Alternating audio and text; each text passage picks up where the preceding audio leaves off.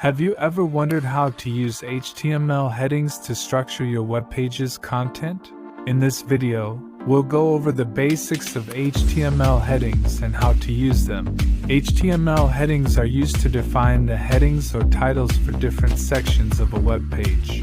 There are 6 different levels of headings, ranging from H1 to H6. The H1 tag represents the main heading of the page, and the H2, H3, H4, H5, and H6 tags represent subheadings of decreasing importance.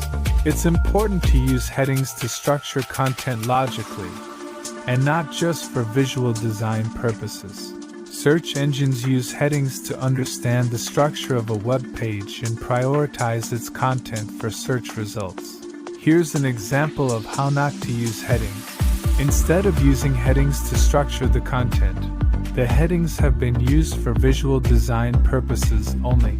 This can lead to confusion for users and search engines, and can negatively impact your website's SEO. So remember to use HTML headings to structure your content logically and make it more readable for both users and search.